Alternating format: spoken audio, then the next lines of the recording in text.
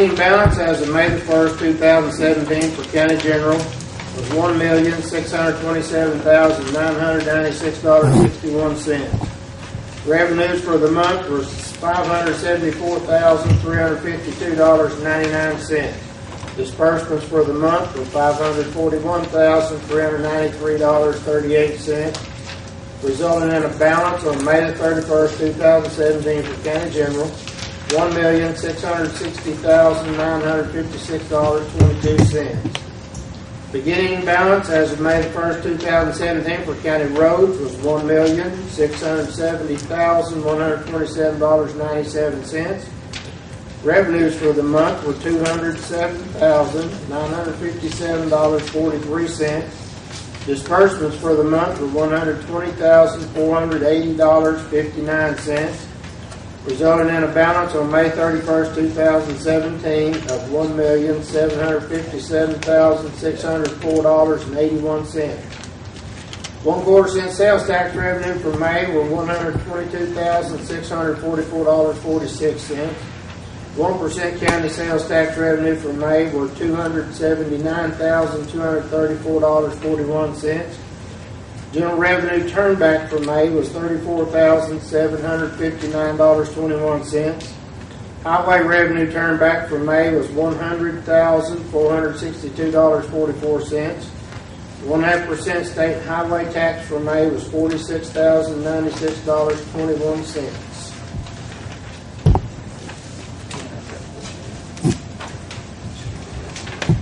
Of the committees, I guess we have to really work on the committees. If it was revenue, revenues work. Well, that's We're just talking I was just listening. Now, are there any committee reports that needs to be made tonight, or just to bring everyone up to date? Chairman, myself and Jim Milam met with the sheriff, and we come up with a rough draft of a building side, and I put the scale drawing that Jim did, put a lot of work in on everybody's desk there if they'd like to look at it. But it's been submitted to the judge, and he's going to advertise for bid. Okay. Are there any other committees? The Finance Committee will have some more ordinances here in a little bit. Okay. If not, we will move on to announcements and presentations. There is to be an appointment to the Boone County Airport Board taking the place of Bob Reynolds, whose term expires. This will be Blaze. Blaze, are you here? No. Blaze likes to send his apologies to the Quorum Court that he's not able to attend tonight. He is in Seattle. His son got a lucrative job there, and they're moving him to Seattle and putting him in an apartment so he can make some money. So he sends his apologies to you, but speaking on behalf of Blaze, he has served on this board previously. He served actually 10 years in the past, and then he's been off a couple. And he's a tremendous board member, very active board member, and loves the airport and avid pilot. And he's just been, I miss him as a board member because he's so active and involved and cares deeply about the county and the airport. So I hope you'll take that into consideration and approve him tonight. Having known Blaze a long time, I'd be glad to make a motion to approve. I second that motion. Motion's been made and seconded. All in favor, by voice vote, say aye. Aye. All opposed, same sign. Well, since he's not here, he is now on board. The way we do things. There's another with John Stroud. Is that Stroud or Strode? Or Bob Mauser? Yes. Ritter Communications. Yes, sir, with Ritter, to discuss the availability of their services in the county. You now have the floor. Thank you. Got some cards here. I'll pass those out. So I'm with Ritter Communications. We're a 120-year-old company headquartered in Northeast Arkansas. We have several telecommunications entities that operate in Arkansas, one of which is Triton County Telephone Company. All of our telecommunications entities operate as Ritter Communications for our doing business as name. We're here tonight to ask for to discuss possibly a countywide video franchise. We have, from the Arkansas Public Service Commission, we have a statewide authority to operate broadband and voice service anywhere in the state. But the FCC has said that the local authority has responsibility for video franchise. So in your case, that would be the county. We do have, and we're before the Harrison City Council right now, but we also have some city video franchises. So we're asking for tonight about a countywide video franchise for areas outside of those cities where they would be the local authority to grant that. So our service is, I'll tell you this, there's some in our industry that would debate whether or not we would need to ask for that. It's because of the technology.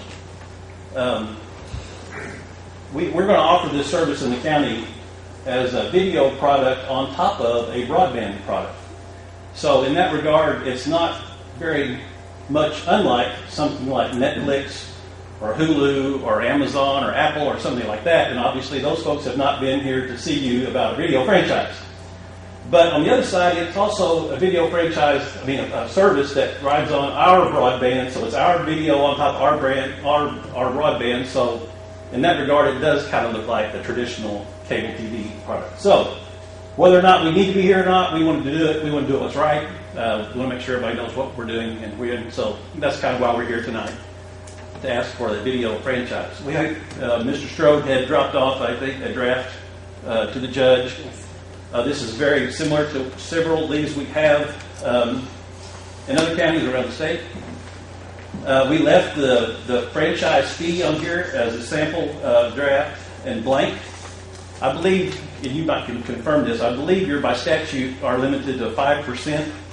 I believe. I will tell you. Cities are, I have not really researched counties. I've recently researched that cities in the area, but the counties, I think 5 and maybe 5.5, but it's around 5%.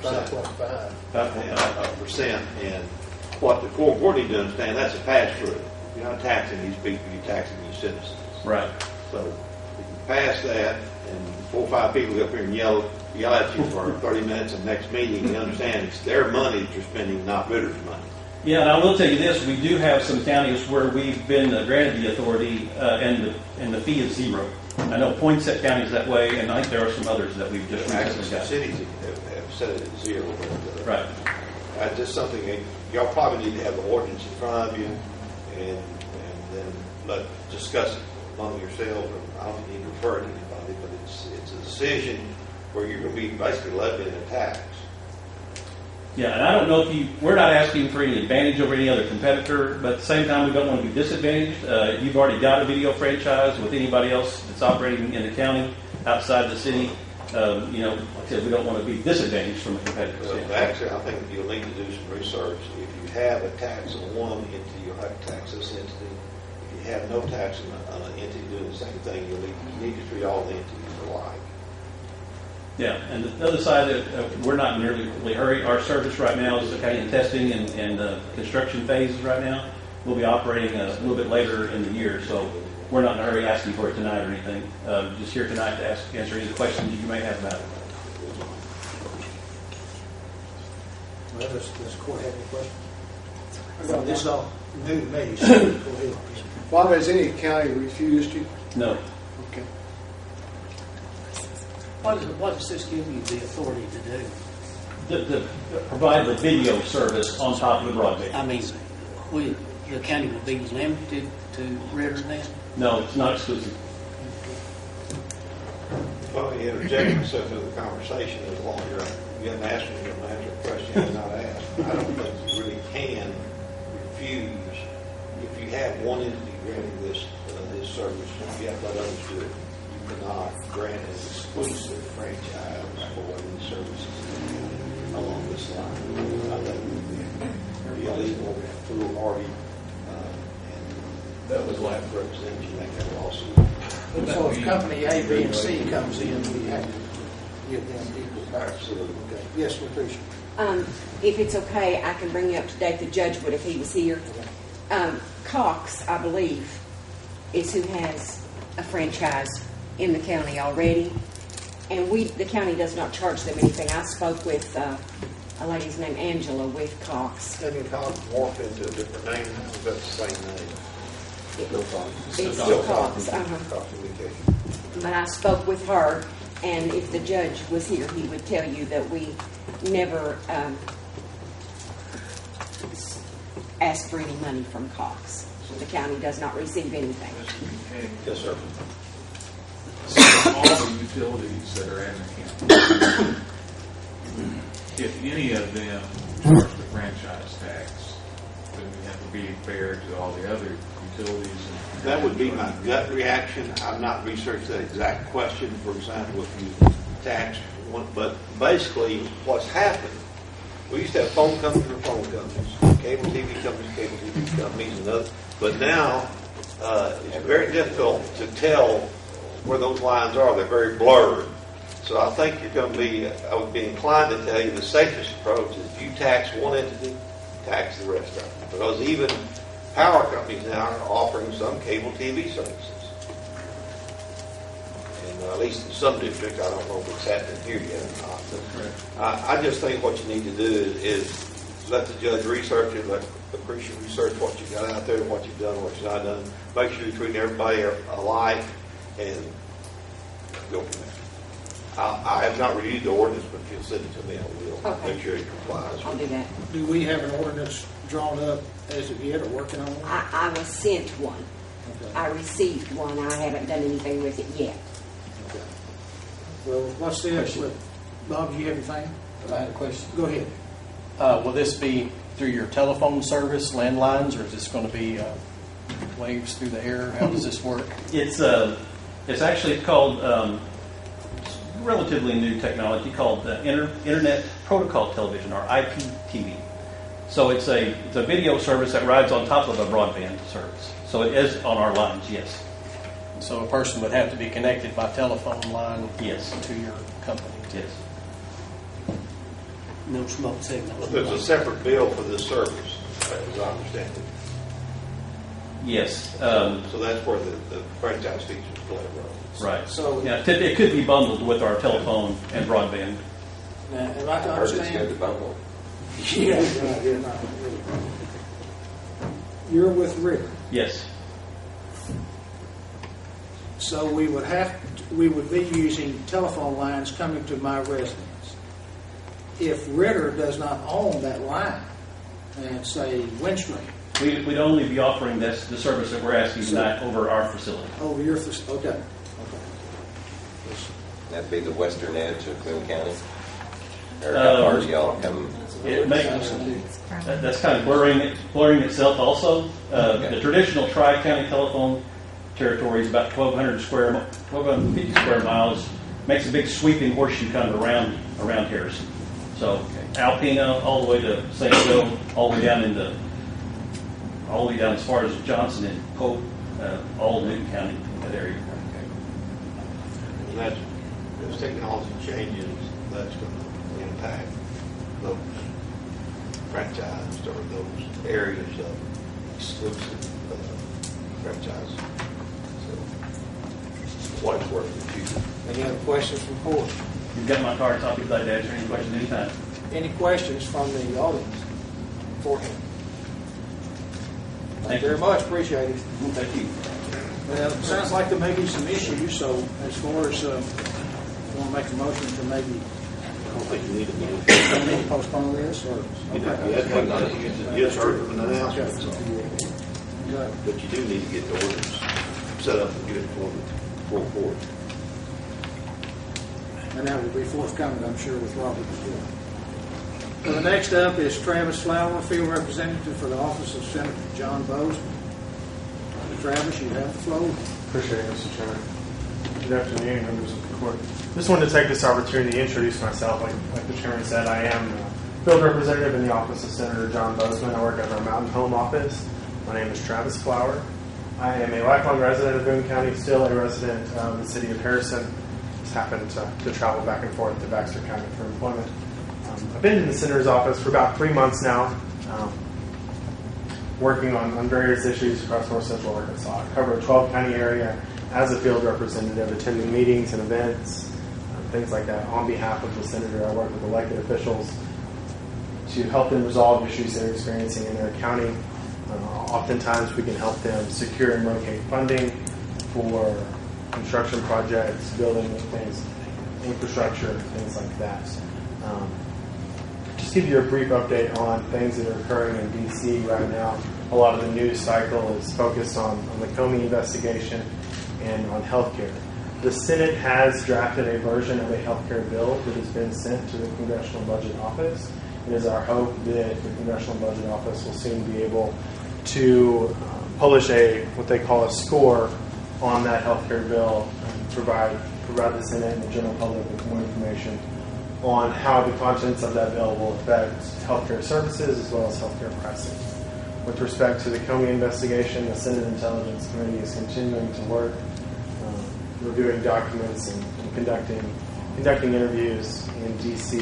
with various individuals that have information in relation to the president's removal of Mr. Comey from the position of director of the FBI, questioning some individuals in the Department of Justice and things like that. Just trying to get an understanding of what events occurred and what events didn't occur, because as you all know, everything that comes out in the news isn't necessarily all the truth, but the Senate is working to actively understand what if anything occurred during the election process, and if the president actually had anything to do with any of the events that occurred. I don't want to take a lot of your time today. Mainly the opportunity was for me to be able to introduce myself to the court, let you know that our office does exist to serve the people of Boone County, although unfortunately we're not located in Boone County. We're a little more centrally located in Baxter County, but I am available to any of you should you ever need anything from me or our office, or if our office can be of any assistance to you. I have a few cards with me today. Unfortunately, I haven't been in the office this week at all, and so I just grabbed what I could find in my vehicle.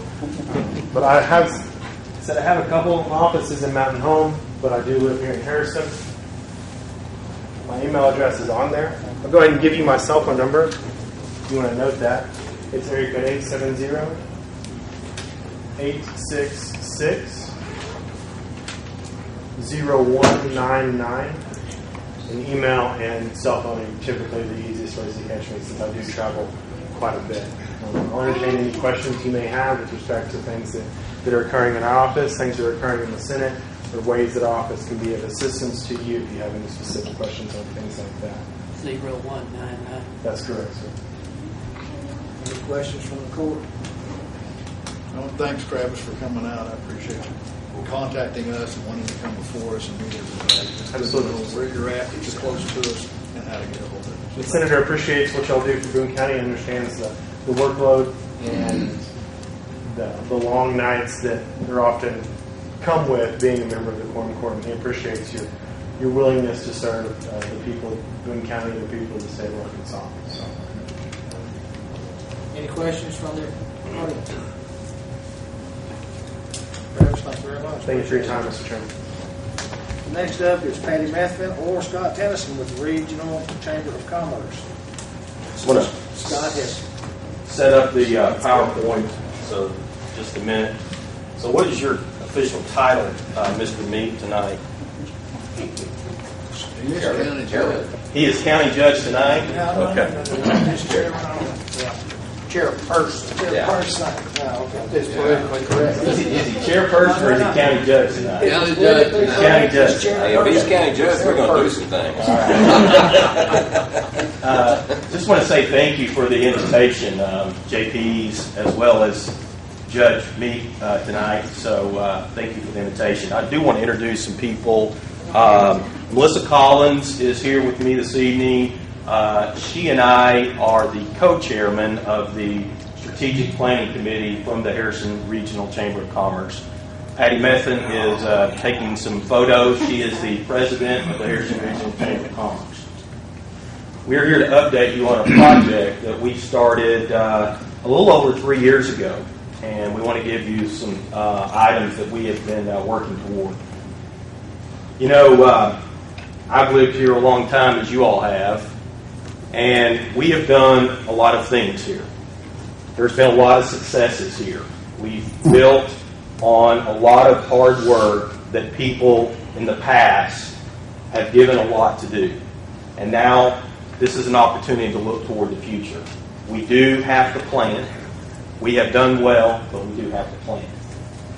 I think the other thing that we are looking toward is tearing down any silos that exist and working together for everybody that wants to make Boone County a better place for us, for our children, and for our grandchildren. We need to believe in Boone County. I want to show you some successes. Judy, you're going to like one of these. I do want you to pay attention at some of these photos that make life in Boone County better. And this court has played a major role in some of these items.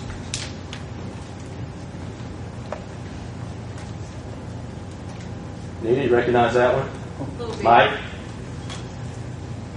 Judy, recognize that one? We would also, we would like to get some from Boone County. So if you know of any projects that are out in Boone County that would be something like this one, we want to put those photos on there as well. So we've already got Nita working on that project for us. Let's talk about what we've done. We created a collaborative strategic planning committee, and don't get caught up in the Harrison Regional Chamber of Commerce. This is where this project started. Okay? Melissa and I have been strategic planning committee co-chairman for a couple of years now. We surveyed over 1,000 people in this community to ask them what they think about what is good and what is bad about Boone County. Last summer, we held a Q Squared initiative where we brought in people from the community, asked a series of questions. Some of you all were at that meeting. We've also met with some subject matter experts. In a minute, I'm going to show you a slide, and it shows all of the subject matter experts that we have taken our findings, and we have vetted those findings with these subject matter experts and said, do you believe that these are the strengths and weaknesses of this community? And then we did some benchmark visits. Here's the places we visited. We visited Batesville, we visited Searcy, Branson, Mountain Home, and Conway. And one of the things we found from these visits was this needs to be a grassroots effort. It is not just a Chamber of Commerce plan. It is not just a city plan. It's more than that. The other thing we found was that the people that were excited about the plan in these towns felt like that they were making their communities better for their children and their grandchildren, and they had a passion. Here's some subject matter experts. These are all the people that we've met with and talked to about these particular findings, and I'm going to show you the strengths and weaknesses in just a minute. It took some time to do this, but it was well worth the effort. We actually identified some people and some entities that we needed to go see when we started going out into the communities and talking to these people. Here's our strengths from all the findings that we did over the last 3 years. They are listed in the order of how they appear in our findings, in the data that we received. So our strength, the first strength, recreation, outdoor activities, natural beauty, that was listed the most in all of our findings.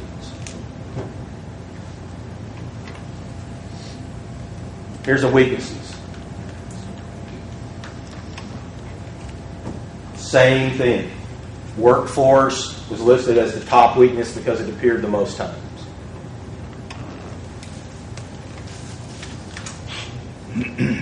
Some other things we've done. We have formed a steering committee, and it's made up of 20 county residents. And I guess if Judge Hathaway can't make one of these steering committees, stand-in Judge Meek gets to stand in for him because Judge Hathaway has agreed to be on our steering committee.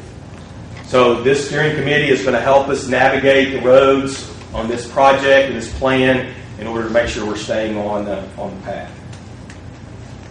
We also found out as we looked at these strategic plans from these communities that they all had a similar makeup.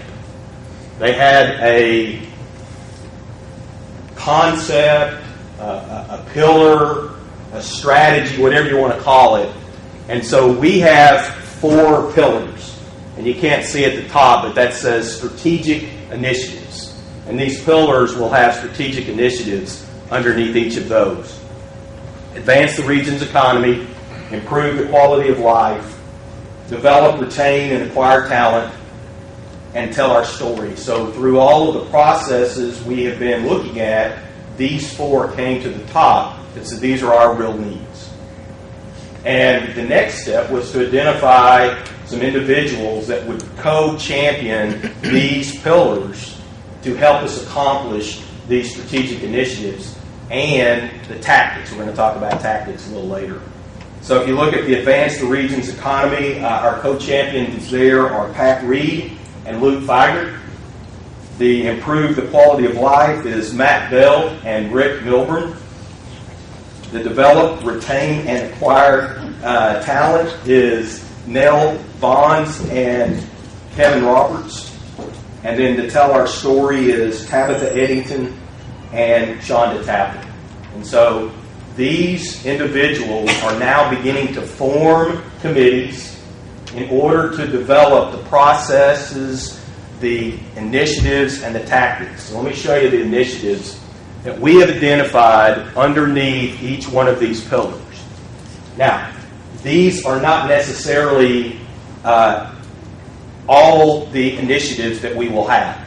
We may expand these initiatives. That's what these co-champions and these committees, as they're forming them, are going to do. I do want to draw your attention to one of these. Notice under the Develop, Retain, and Acquire Talent, collaborate with partners for workforce development.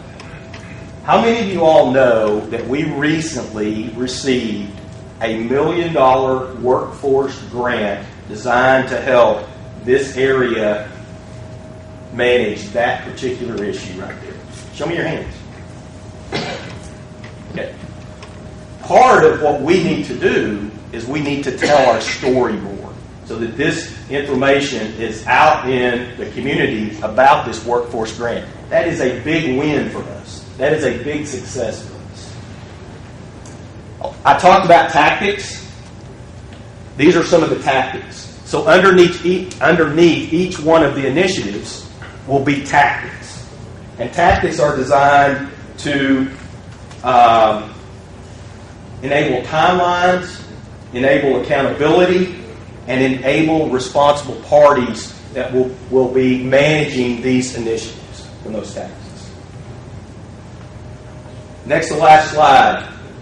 We do have a Facebook page, and we are beginning to promote this to this social media.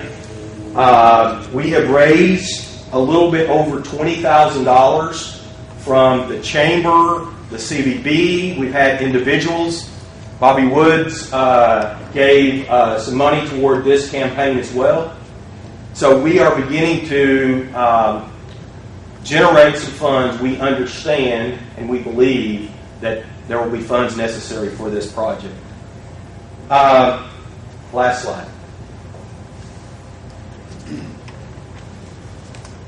All of you believe in Boone County, or you wouldn't do what you do.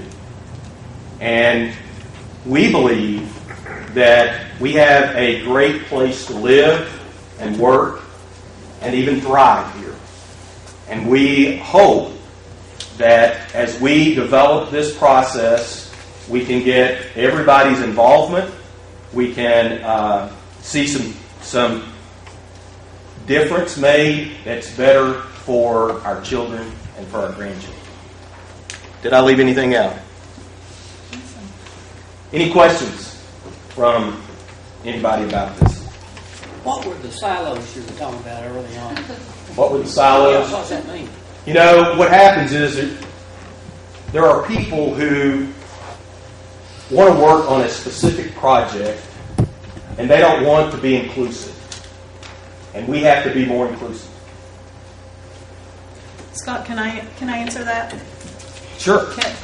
This, I think, is a good example of a silo. We had a meeting yesterday that I attended. Scott wasn't able to attend, so but it was one of the pillar champion committees, and in that committee, it was the first time that all of the committee members had attended the meeting, and there were two people in the room who are working on a project for the area, a project for the area that no one on the strategic planning committee had any knowledge of.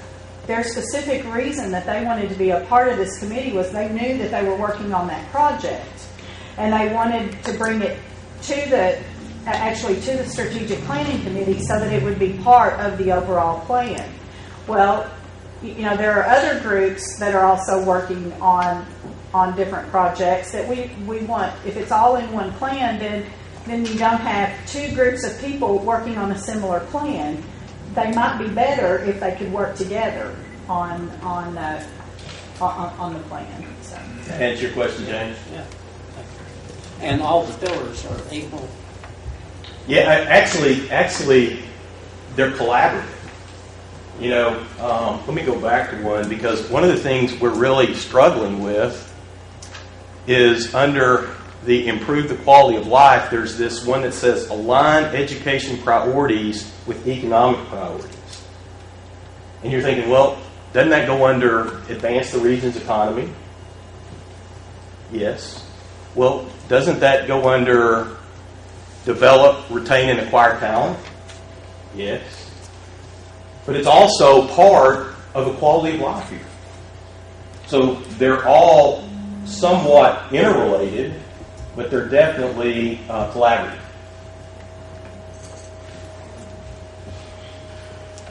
Any further questions? From the audience, any questions for Scott? Thank you for your time this evening. Scott, Melissa, and Patty, I didn't mean to leave you out. Thank y'all very much for coming. Appreciate it. While Scott's shutting that down, those of you that have appeared here tonight for these presentations, if y'all want to leave, go right ahead, because we're about to start into one more business. You don't have to. But if you want to stay, fine. If you don't, that's fine too. Yeah, you want part of it. Next on the agenda is new business, and first appropriation ordinance that's up is an appropriation ordinance is to reimburse the county assessor's budget from Windstream and the state of Arkansas. And that's submitted by Justice Brian Snave. Big Brian, you have the floor. Let me get to that.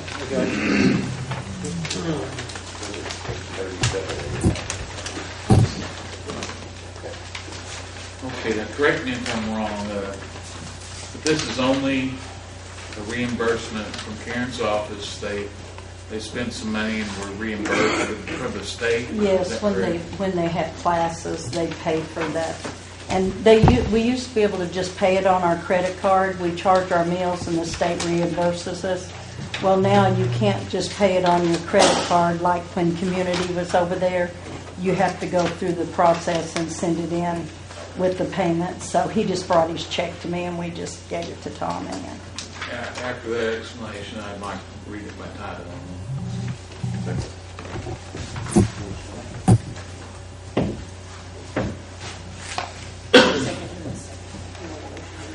David David said. Oh, I'm sorry. Brian made the motion, David said. Now, is there any discussion with this? If not, we'll take a, read by title. Read by title, this is text by title only.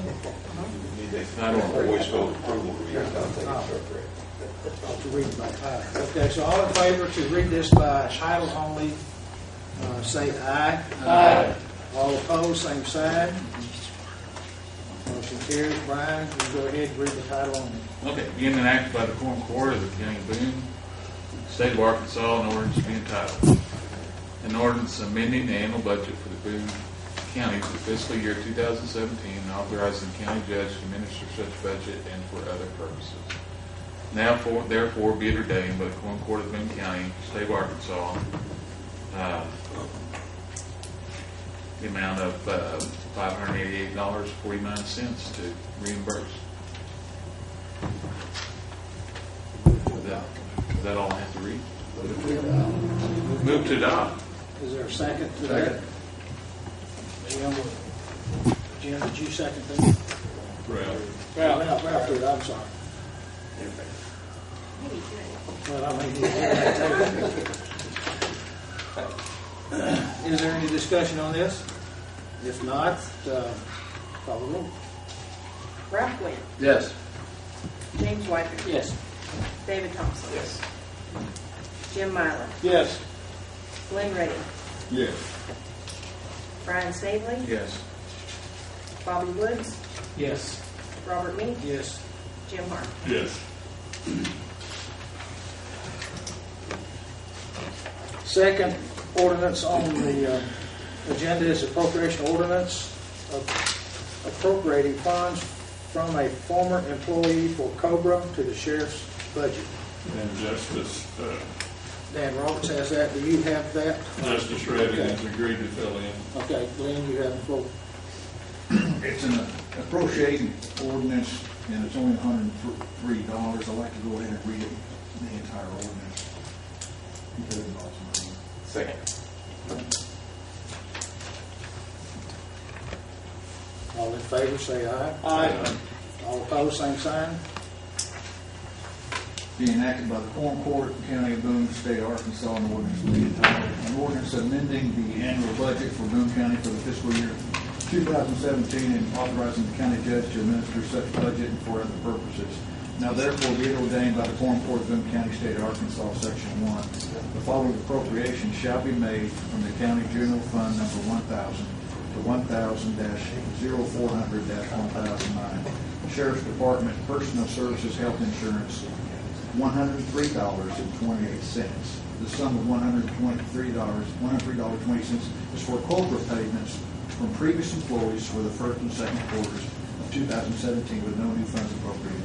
These funds have already been deposited into the county general fund. If any provision or section of this ordinance is held invalid by a court of competent jurisdiction, such invalidity shall not affect other provisions or sections of this ordinance, and such inappropriate provisions and sections of this ordinance are declared unsettled. Section 3, the ordinance here enacted is an appropriation ordinance, and therefore it is effective immediately. Now I'd like to make a motion. Motion's been made to move to adopt. Is there a second? Second. Any discussion? We'll move on for a call the roll. Vote. James White. Yes. David Thompson. Yes. Jim Myler. Yes. Glenn Reddy. Yes. Brian Staveley. Yes. Bobby Woods. Yes. Robert Meek. Yes. Jim Hart. Yes. Ralph Wynn. Yes. Next on the agenda is an appropriation ordinance appropriating money budgeted last year, 2016, for area agency on aging that was not used and rolled back into county general. This is submitted by David Thompson. David, you have the floor. Yeah, make a motion that we read this by title only. Is there a second? Second. And just a little explanation, like we've been given, the reason this is no different amount than we've been doing, but they had a administration mix-up and didn't get their money last year, so this is just us making good on what we budgeted. Be it enacted by the Quorum Court.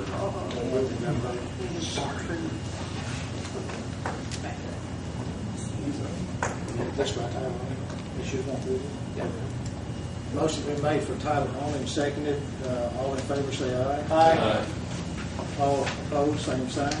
Aye. Passed. Aye.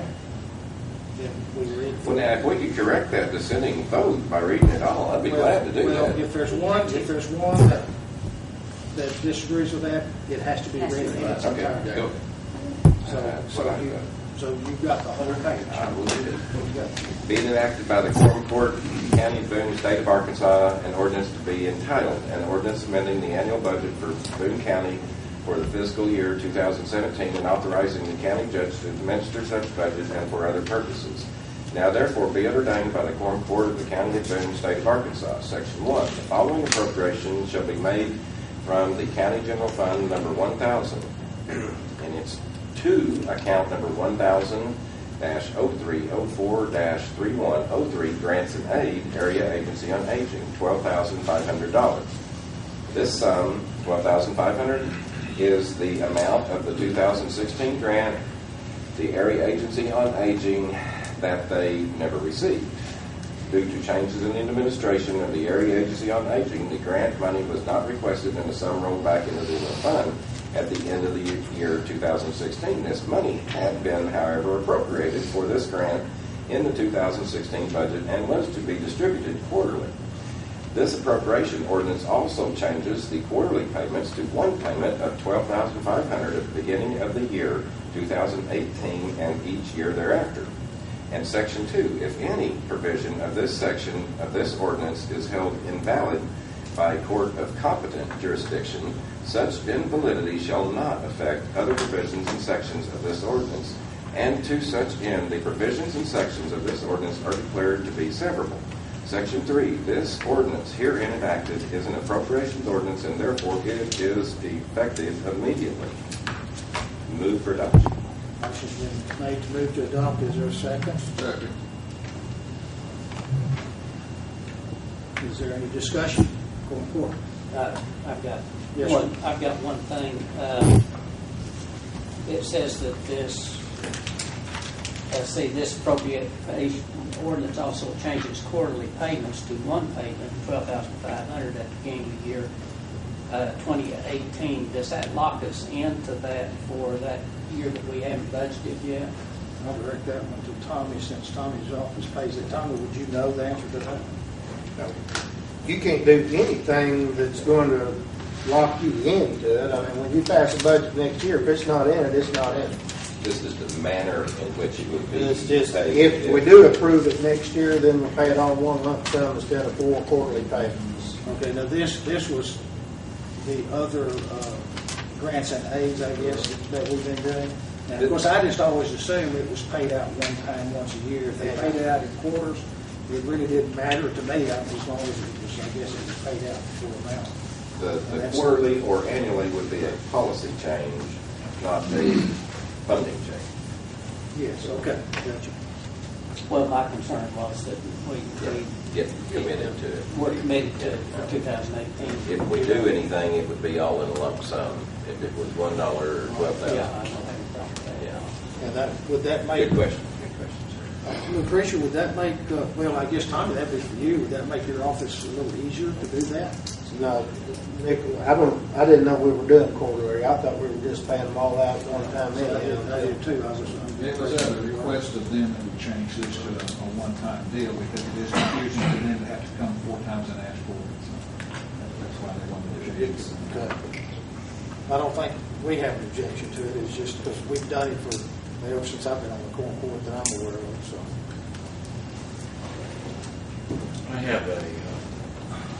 I have an issue with the payment of the 2016.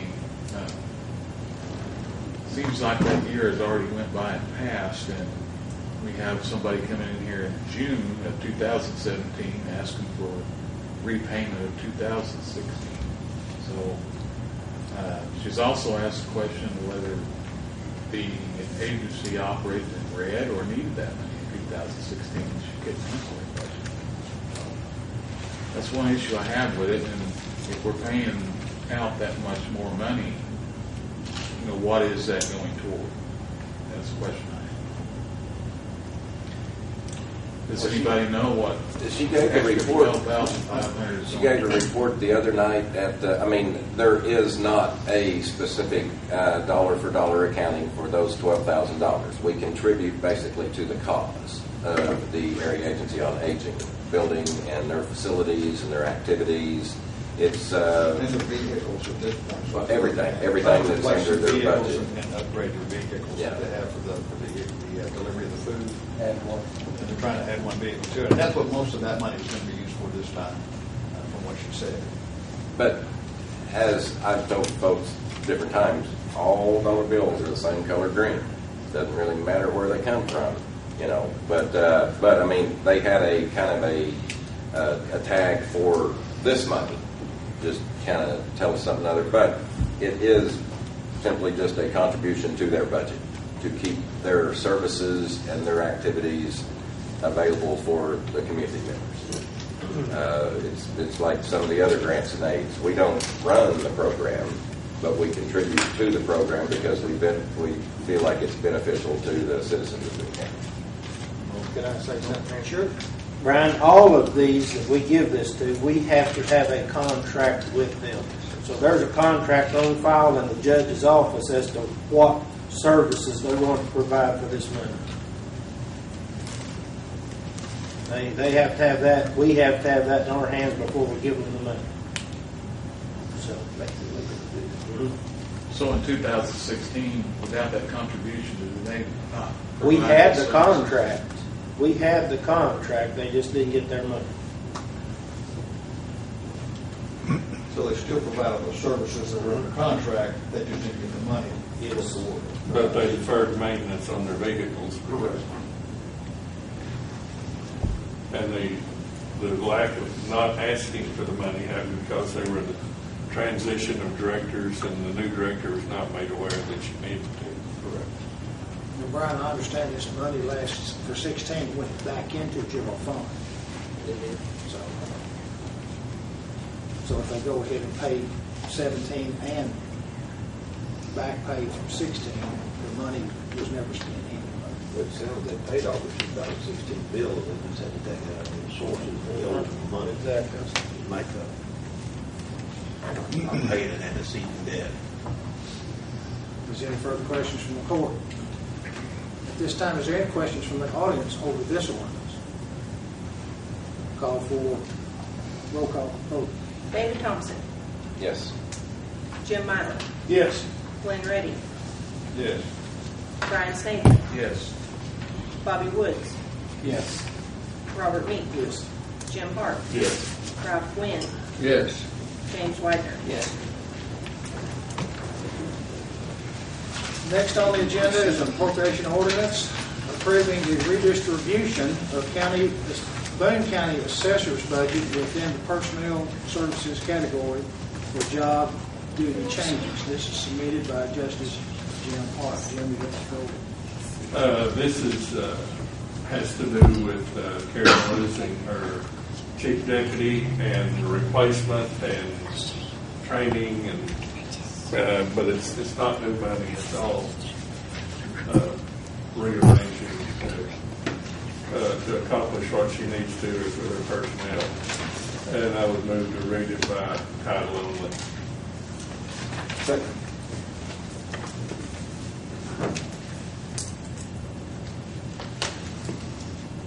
Motion's been made to read this by title only and seconded by voice vote. All in favor? Say aye. All opposed? Same sign. Be enacted by the Quorum Court of the County of Boone, State of Arkansas, an ordinance to be entitled, an ordinance amending the annual budget for Boone County for the fiscal year 2017 and authorizing the county judge to administer such budget and for other purposes. Therefore be it ordained to the Quorum Court of the County of Boone, State of Arkansas. You got to keep reading, Jim, because it was two of them. Two of them was a opposing vote. Go ahead. The following redistribution of 1,001.05 to 1,001 county assessor personal services. Full-time salaries will change with the vacating of the chief deputy, senior commercial and residential appraiser. That position's salary was $33,314.31 annually. The position of first chief deputy will be $31,707.62 annually. This compares with other first deputy salaries in the county. $1,100 will be added to the new senior commercial and residential appraisal position. This leaves $506.69 difference, which will be added for the other appraiser when all testing is completed. This is a change in job duties which results in a redistribution of the monies with no new funds appropriated. If any position or section of this ordinance is held invalid by a court of competent jurisdiction, such invalidity shall not affect other provisions and sections of this ordinance, and to such end the provisions and sections of this ordinance are declared to be severable. This ordinance herein enacted is an appropriation ordinance, and therefore it is effective immediately. I move for adoption. Motion's been made to adopt. Is there a second? Second.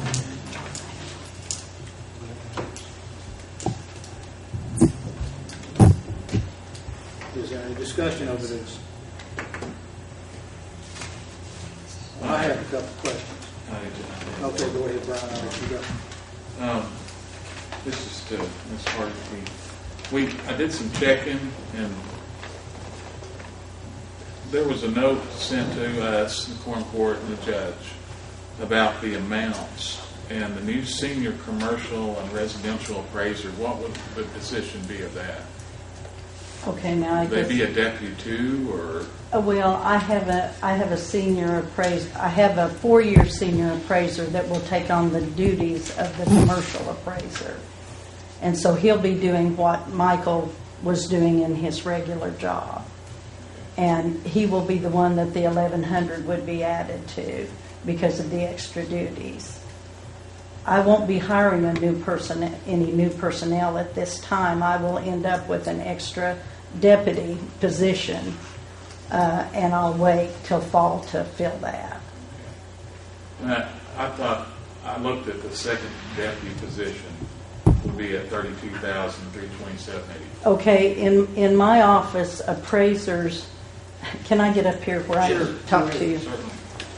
It's a little bit different when you have appraisers on your staff. They're not clerical. I just happen to use an appraiser as my chief deputy. He would have been further down on my line items otherwise. We don't just advance to deputy 2 goes to deputy 1 position. I look at what jobs they do and who is the better personnel to take over when I'm not there. And it will work out better in our office not to use an appraiser as a chief deputy this time, because they're out in the field a lot of the times when I'm gone.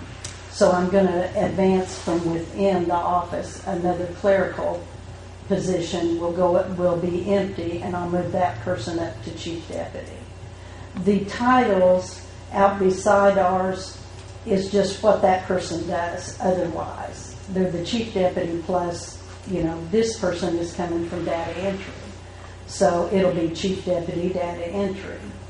And then my other position that's taking on Michael's duties as the commercial will still be down further in the deputy positions, but they're not lined up low pay to high pay. Mine are not done that way. And I know it's confusing because of them being appraisers. Appraisers are an animal all on their own. I understand your position and what you're trying to do, and appreciate that. But I also see other departments looking at the same deputy position, and your deputy position, what it's called, that title, making around $3,000 more if we do this. You mean with putting the responsibilities over on? Well, I'm only taking the responsibilities that he's going to have that Michael was doing. Had I moved him as my chief deputy, you would have never even, I wouldn't even have come in here. He would have just moved into that spot. Yeah. But I want to use someone out of the office as the chief deputy, and those duties haven't changed. He's taking on a lot, and he goes to classes. He has to keep up on these classes. He has to keep his hours up. This is not something that you just get comfy in. His responsibility is going out to all of our businesses and revaluing them, and so it's an awesome responsibility. And if we don't keep, if you put that responsibility on him without the pay, you're going to get him hired away by one of the appraisal companies. They're going to snatch him up. So I'm not asking for any more money. I'm just redistributing the duties. He's going to be doing those part of the duties. That puts my chief deputy back down in line with all the others in the county. But had Michael's position not been chief deputy, he'd have been sitting further down on my line items with the same kind of money to do that job, because it's being paid for the job, not the person. It's the job that they're doing. And it is a little higher paying job than even the chief deputy, but it's well worth it to our county. And it's not any different than it's ever been. Question. So you mentioned 3 appraisers in your office. Yeah, actually, I have more than that. I have to keep appraisers. I have appraisers that are doing other duties, but they're a level 4 appraiser. You have to be ready when you're doing your own reappraisal. Should somebody leave, you've got to have the personnel. Nothing can stop for the state. You have to keep on doing your reappraisal or you'll get called out of compliance. So is there a stipend or an extra pay for each appraiser above their normal? Because they're an appraiser, they're paid an extra amount above the normal deputy positions. Is that we have our appraisers. a fair way to look at it? It's been, I guess you could look at it that way. We have always, the assessors before me have realized that for us to do it in-house, we have to be competitive on our pay. We have to be. Otherwise, they're going to work for an appraisal company, and we're going to not have appraisers, and we'll have to contract. You know, so they're not clerical. They're not in the line with the other clerical across the county. They're different. It's just a different job. It's not clerical. And let me tell you, they're out there walking around people's houses and places, and it's not fun all the time. It's dangerous. You might too. point out for some of us that kind of back to the time when we went from contracting with the appraisers and how much having our own appraisers, I don't remember the dollars, but it was $20,000 or $30,000, wasn't it? It was a savings. It's been a savings over the years for us to have our own. Occasionally we have to invest in a car or something like that, and we do send them to school all the time. They go and take the IAAO classes that keep them up on all the laws. But it's just a necessary part if you're going to not contract your county. And I think our citizens enjoy having their neighbors walk around their house as opposed to someone that lives outside the county. You know, they get to know them. They come back every 5 years. We've got to walk around your house, walk around your business. If you have new construction, we have to be on your property. And I think it's better to use your citizens of Boone County and in that fashion. But I'm not asking for any new pay. I've just divided out the duties between 2 people. It's all this amounts to. I understand. You're concerned about other deputies that have that title getting paid a less amount, and I understand how that would reflect, but I also know how in agencies that I've worked in the past, we had different divisions, and the other divisions were on call, worked late at night, continued working 12, 14-hour days, doing different things like a criminal investigation instead of working enforcement 8 hours and going home. So they were paid a higher pay. With the state, we had that problem with some legislators didn't understand why we wanted to pay this other division a higher fee. But they were on call 24/7. They were driving different places through the state, and it required more money to retain those people than any You needed people that had a different education than guys that just work enforcement. So I can understand where you're coming from with that. I also understand how other employees may be resentful of that. Right. Well, and that's why we wanted to get it back in line. It'll work better to use someone out of the office. Our chief deputy will be paid right along with everyone else. No one else has appraisers in their office that have to maintain their education and be out there. And I mean, yes. They have to maintain a certification, do they not? Yes, they have to be recertified all the time.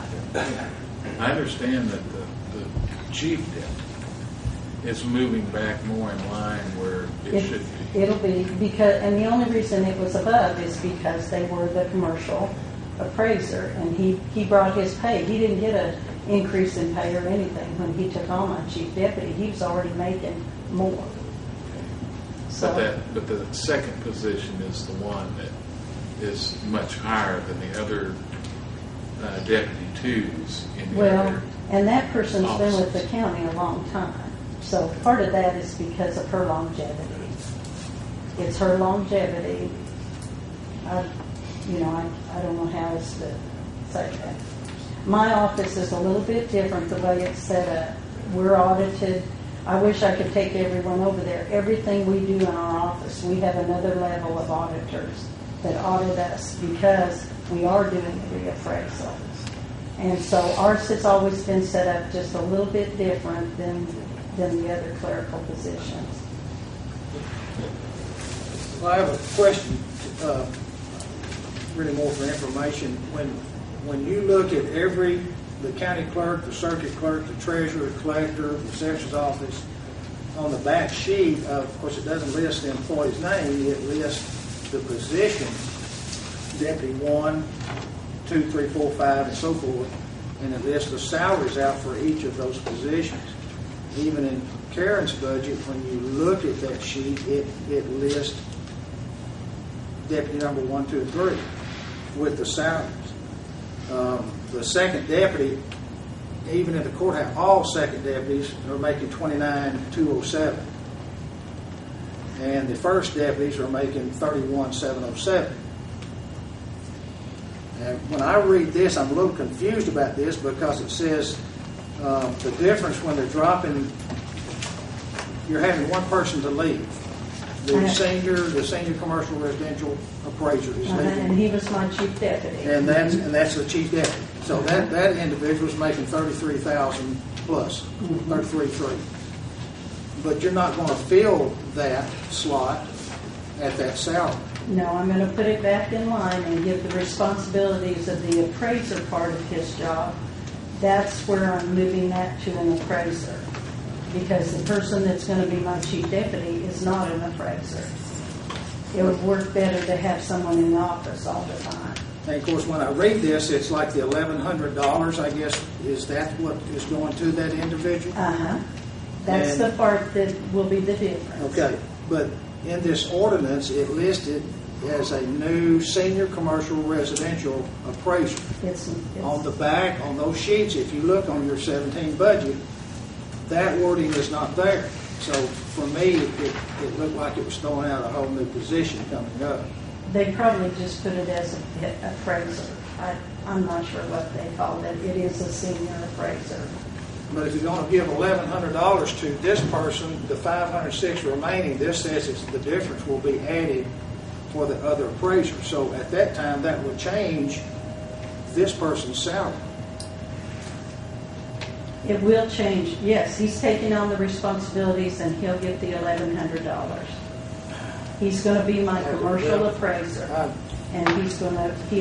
This new appraiser gets an $1,100 raise. Yes. And then another appraiser down the line gets a $500 raise. But when you do that, you're going to mess all up the first, second, third, fourth deputies on that sheet. Well, are any of these guys or girls deputies? They're not going to be in... They're not in my that office. 1, 2, 3, 4. If you look but they're after 4. And it's all the same after 4. Yeah, they're all after 4. They're not up at the top. That's the way the arithmetic is working here. I remember, of course, those on Quorum Court was 3 or 4 years ago when you had an individual that went on to another job, and Karen, if I'm not mistaken, you came and asked this court to take that salary and redistribute it to all the employees, and this court did that.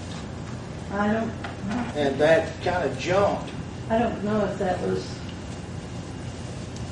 did we do that? I don't think we've had any changes in the last 3 or 4 years. I've not had any. We kept one position on We got some on the budget until, because you didn't fill it right away. Right. And then we kept the vehicle in the budget for 2 years because you had that, you had 2 vehicles to replace. And then we used it last year for the I think that's pictometry. what you're talking about, maybe further back. Yeah. 2 or 3 years. Yeah, it may be, and it was, yeah. Yeah, it's been, I think it was whenever Because I Llewellyn was remember there. the ordinance. But I'll have to dig that up, I guess. I don't,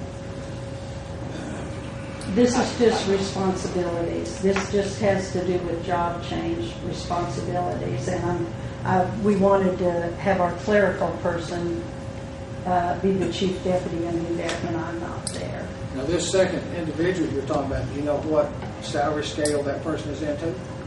What's the yearly salary?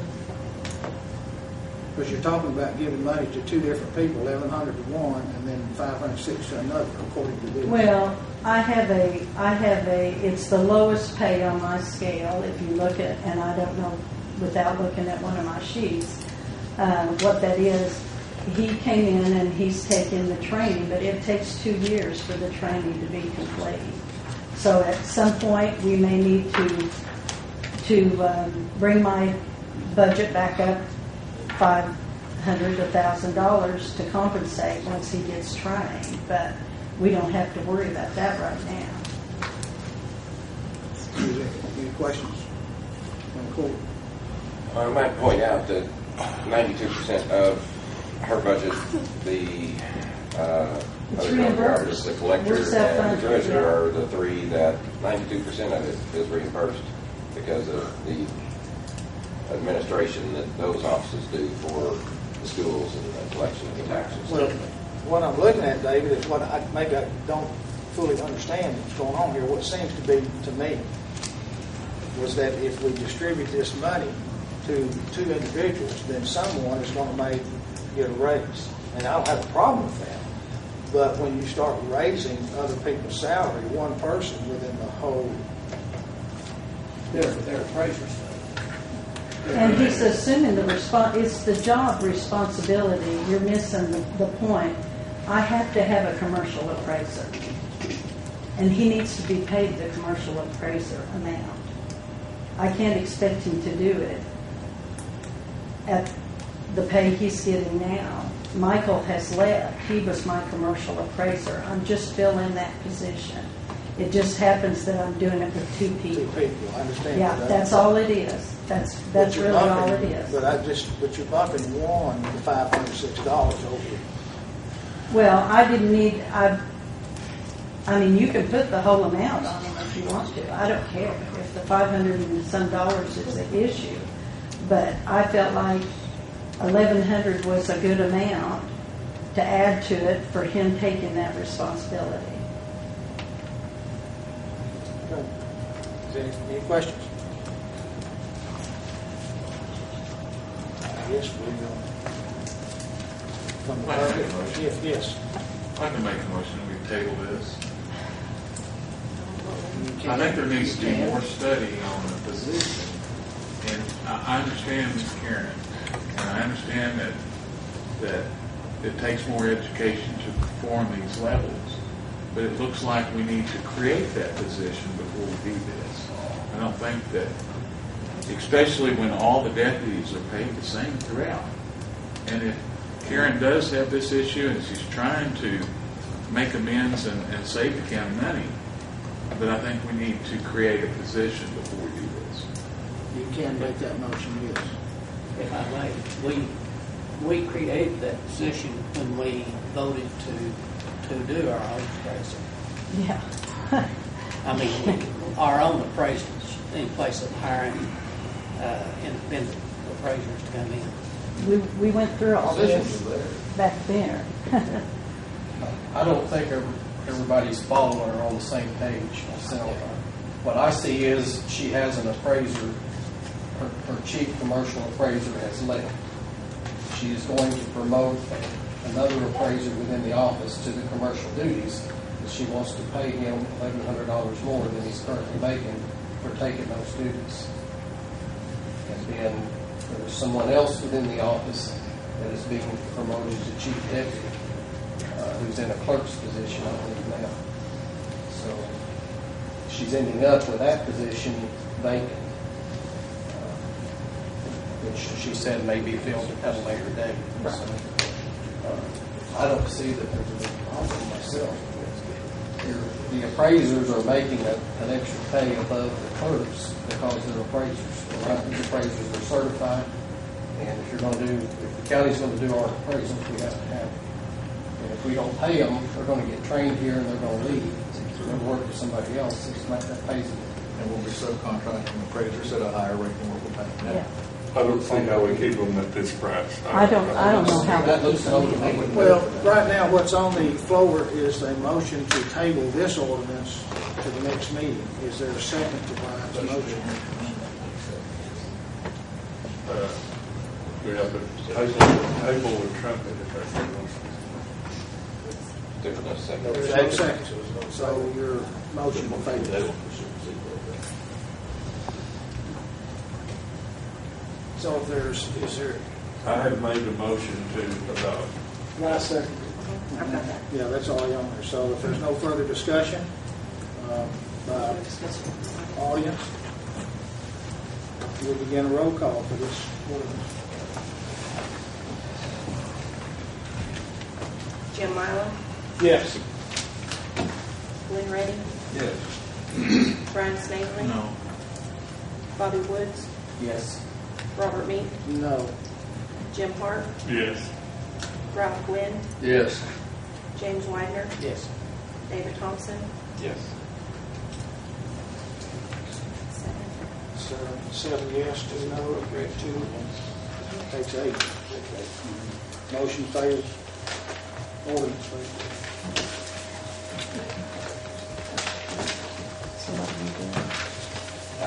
That will need to be, I would think that then Brian's suggestion of the tabling, then it basically would go back to committee to study some more, to resubmit and. So do I need to make that motion? No, I don't think, you don't have to make that motion, it has to be resubmitted to the committee. Assessor can just bring it.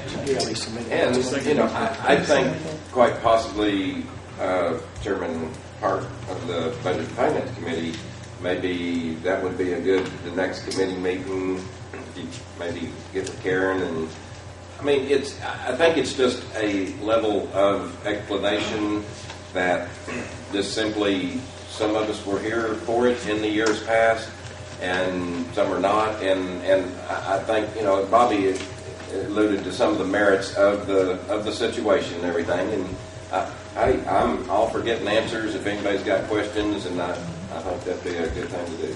And Jim, the one thing on here, there's this in this ordinance, it's a senior administrator, or on the budgets now, that's what it's listed, but in this ordinance, it calls it a senior commercial residential, which acts like 2 different position types. Maybe that needs to be cleaned up. And what she did, this right here with this, what she was saying was that she added the commercial to the residential guy. Well, that's sorta. Yeah, That was the additional duties that you put on the guy. that I'm trying to put. That I'm trying to add that commercial on there. He's doing that. He's just. Okay. So I would just submit that to the committee to be brought back up later on. Our next item on the agenda is a resolution commenting on President Donald J. Trump's executive order pertaining to navigable waters of the United States, and this is submitted by Justice Ralph Gwynn. Ralph, you have the floor. I make a motion that read this in its entirety. Second. Motion's been made and seconded. All in favor to read it in its entirety, say aye. Aye. All opposed, same sign. Ralph, you have the floor. Resolution number 2017, a resolution of the Boone County Quorum Court Boone County, Arkansas, USA, entitled Comments to the EPA Regarding Presidential Executive Order Number 13778 pertaining to correcting the definition of navigable waters. Whereas President Donald John Trump has issued on February 28, 2017, an executive order on restoring the rule of law, federalism, and economic growth by reviewing the waters of the U.S., United States, rule, and whereas Section 2 of that executive order calls for the review of the 2015 Clean Water Rule, definition of waters of the United States as ordered on June the 29th, 2015 by the Obama administration, which 2015 rule, because of its far-reaching federal intrusion into historic state and local properties, has been met with much alarm and therefore remains in challenging litigation to the present time. And whereas President Trump's stated intent is to interpret the term navigable waters as defined in 33 U.S.C. 1362(7) in a manner consistent with the opinion of the Justice Antonin Scalia in Panos versus United States 547 U.S. 715 2006, and whereas EPA and the Army Corps of Engineers are accepting substantive comments from state and local governments until June the 19th, 2017, stating the local county government position on the definition of navigable waters, EPA requests that comments be sent in written form to EPA staff at CWA.WOTUS@EPA.gov. Therefore, be it resolved by the Boone County Quorum Court that we support the President's order pertaining to the making of the waters of the United States rule consistent with the interpretation of the term navigable waters in the opinion of Justice Antonin Scalia in Panos versus United States 547 715 2006, thereby rescinding any position of the 2015 Obama administration rule that is in conflict with the Justice Scalia's opinion. It is therefore resolved on this 13th day of the month of June, in the year of our Lord, 2017. I move to adopt. Motion's been made and seconded. Any discussion? Any discussion with the audience? Question. Yes. Has anyone, or Ralph, or do you know if anyone's looked into this opinion that's referred to here and basically what it says? It's to rescind what was put in place by the Obama administration, and it's to prevent a in-round or coming from another angle from different entities to chip at it, to try to pursue what was put in place in 2015. And President Trump passed this, or signed this executive order February the 28th of this year. Okay, but the consistent with interpretation of the term navigable waters, in the opinion of Justice Antonin Scalia, I don't remember that name is. I'm just wondering what that opinion says. I would think about looking that up probably. I think Anthony Scalia wrote the dissenting opinion. Isn't that right? Yes. Refer to the lower court, refer back to the lower court on the plurality of the decision that got settled in the lower court. There's Scalia's opinion and Stevens' opinion. There's about 4 or 5 contrary opinions. And I think they're just saying they support Scalia's position, although which is it did not get resolved. It got resolved by agreement of the lower court when it got referred to the lower court. His is to have navigable waters, and where they remove I never found the definition. Really doesn't. I mean, basically, he says he thinks it's I ran a copy. overreach, and he thinks the decisions are. He talks about has to find, and it really doesn't give you a deals with the authority of the EPA as much as anything else. I remember in the past few years that some things that I've read and heard and going on, that didn't seem to be an overreach proper situation by far. I'm not familiar with what that opinion says. That's why I asked exactly what it says. This deals with the Clean Water Act, the federal jurisdiction over non-navigable waters. Only if waters exhibit a relatively permanent flow, such as a river, lake, or stream. Those definitions are kind of still there. It's in some other regulatory authority of the EPA. But basically, what I think this resolution saying is this actually involves some criminal cases. And somebody paid $1 million fine for this thing to settle it. And I basically said, look, that's a little bit of an overreach. I figure when they start telling you what to do with rainwater, you caught on their own. Who knows what they'll say next? Is there any further discussion? If not, we'll take a roll call vote. Glenn Ready, Yes. Brian Snavely. Yes. Bobby Woods, Yes. Robert Meek, Yes. Jim Park, Yes. Ralph Quinn, Yes. James Whitener, Yes. David Thompson, Yes. Jim Myler. Yes. That concludes the appropriation ordinances and resolutions. Are there any comments from the public? Yes, I have a comment. I just want to brag on Justice Quinn. Several years ago, before I was on the court, this came up in the form of blue waste. And I wrote a resolution, and it was taken to Justice Quinn, in which he agreed to sponsor it. He then, several of us went to support him. He went to West Plains and read it in as evidence in the congressional hearing over there. And that was a big part of what defeated that blue waste whole act there. And Justice Quinn, he wouldn't take no for an answer. They were kind of trying to shut him down. And I was very proud that we had a justice in Boone County that would do that.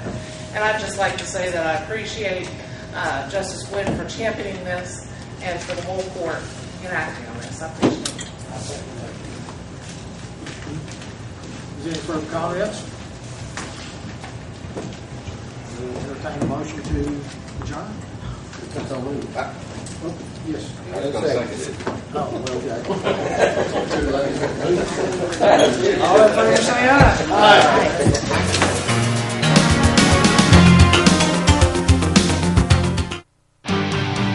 This program is brought to you as a public service of KT.